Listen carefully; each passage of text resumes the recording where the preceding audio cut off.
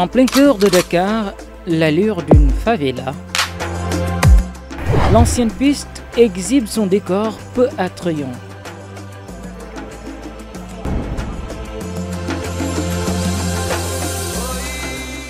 Dans la vétusté de ces baraques enchâssées, logent des familles entières dont le seul souci quotidien est la subsistance. Je suis ici depuis 2006. Je suis venu am jabar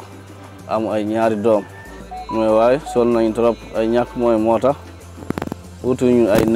neeg feneen loolu moo tax ñu nekk fii parce que ñu am ñu moyen pour ay wut ay neeg ki nga xamante ni ay benn neeg buy jaar ay 50 000 wala ay 60 000 wala ay jaar ay 40 000.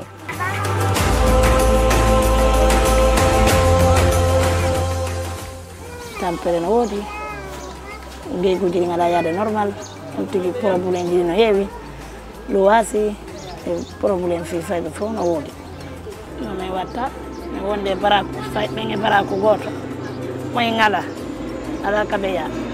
min wondi ɗo mi yeeye duggo seeɗa mi yeeye fonde seeɗa kono duggo mi hakkitino no seeri ala yaade normal ko ɗum addi yo mi accuto fenɗo ko fonde mune yeeyde kikiɗe seeɗa miɗen waɗa tum dal lijjantere hano Allah wala no ngaddiri ha wonno oɗo ere tum miɗen muññiɗo ko rek naqari rek ñu ngi góorgóorlu rek bëgg a am rek pour teral sunu doom yi ak sunu waajur waaye dara mënul sotti waaw dara sottiwul moom man damay jël yére met ke sunu yi yóbbu kër ga foot ñëw indi laa waaw ñoo may fay miti na de xam nga ne yére yi nu ñuy tilime nga jël leen foot leen ba mu set nga yenn indiwaat gis nga paan bi nu mu diise xam nga ne neexul chaque jour noonu laay def. Une subsistance difficile, incertaine, à cause des conditions de vie qui ne garantissent aucune sécurité. xam nga ñu fi dëkk moom du seen sago ku doon sa sago fi gën ngay dëkk mais ñàkk doole ak ñàkk mooy ñoom ñoo tax ñu dëkk fii courant clandestin moo fa nekk waaw ndox mii dañ koy jëndi ci ginnaaw fële ci biir boo fa duggee marétal li fa nekk moom kenn mënu koy wax ñun ñoo ñuy sonal waaw loolu moom vraiment ay bandi ay jaay ko ay yoolu daal ñoo nekk fële ci ginnaaw sàcc agressé jigéen ñi jaay seen bopp jaay ko drogue problème boobu moo ëpp fii. Les habitants de ces lieux mal éclairés vivent pratiquement dans une terreur quotidienne. dëkkuwaay bi naqari na yenn saa yi da ngay tëdd ba guddi ñu ñëw daji sa néeg jël sa xaalis sa portable yenn saa yi agresseurs yi dañ fee bari.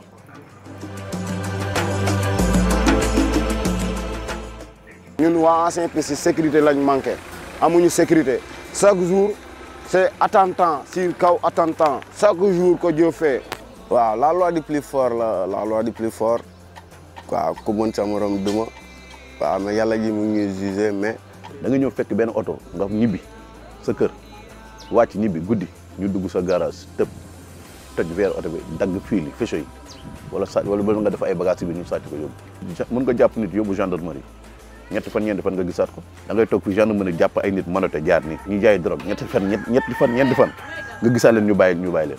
Cet espace, qui s'étend sur quelques hectares, est coincé entre Mermoz, Ouakam et Sacré-Cœur, des zones plutôt résidentielles, contrastant sévèrement avec le lugubre décor qu'offre l'ancienne piste. Une zone à risque, infectée de malfaiteurs, qui jettent souvent leur dévolu sur les quartiers voisins. ba démb rek 6 heures démb ay 6 heures mu jëlee pare laay yem si benn demi-pas wax ñu koy agressé. dañuy toog parfois di leen kar fii la ñuy toog parfois dañuy toog si bëgg piste bi fii boo génnee ñu kar la agressé la. loolu rafetul parce que am na yoo xam ne moo ko jóg parce que 6 heures xam boobu 6 heures moom teel na mais doo mën a génn ñooñu ni moo ko dox lu yoon ni da nga war a am liberté mën a génn waaw dox ses activités mais lii lu ñu war a jóg la daal ni ma ko gisee daal vraiment rafetul jékkul daal. waaw man demi fi ñëwee 2013 boobu wax dëgg piste bi amutoon benn problème boobu ay mécanicien liggéeykat ñoo xam ne dañuy daan seen doole ñoo fi nekk mais dañu dawal tuuti. mu rax ñeneen ñoo xam ne nii ñi ci bokkul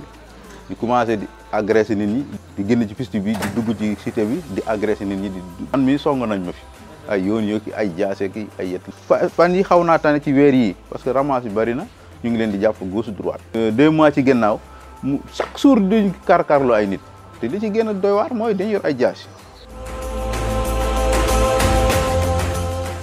Au sein de ce trou perdu dans l'immensité de la capitale, aucune infrastructure, aucun service social de base. Faute de moyens pour payer la scolarité, les enfants errent dans les rues étroites, certains torse nus, s'exposant à l'environnement cruel de l'habitat.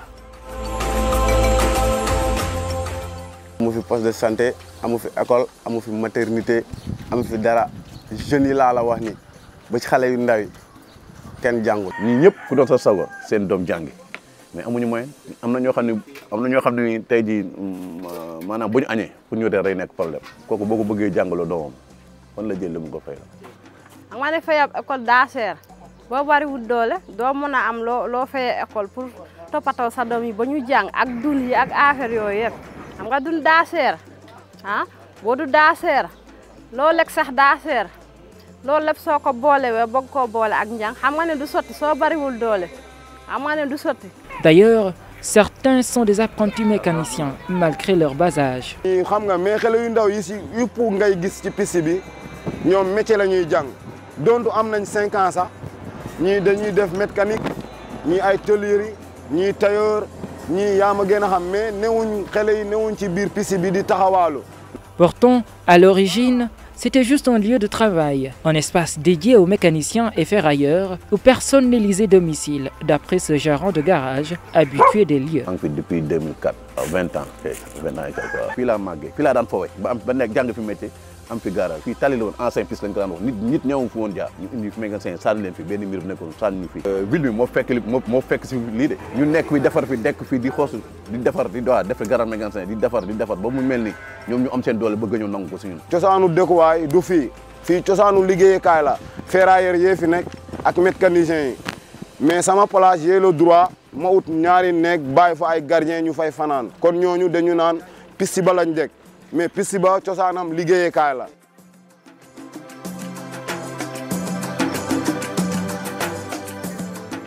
Au fil du temps, cet espace est devenu un véritable refuge pour des familles sans abri, où prospère un petit commerce, un havre, malgré cet art et son hostilité, pour cette dame qui vend de la nourriture pour entretenir sa petite famille.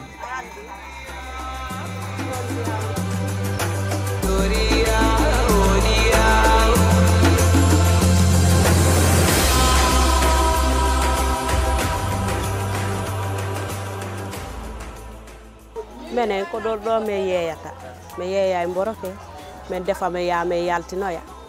no yaade seeɗa nani no heɓude mbuuɗi seeɗa seeɗa ɓayontino heɓude ko wurna ɓiɓɓe muɗum ɓe hay sa heɓali ko natta ka moɗon hiɗa heɓude ko wurna ɓiɓɓe ma ɓen okkora mawɓe ma ɓen andi meɗen heɓude seeɗa alhamdulillahi miɗen weltori ɗum aussi ɗo minen ɗo ɗum ɗo ala agresse ala ɗum ɗo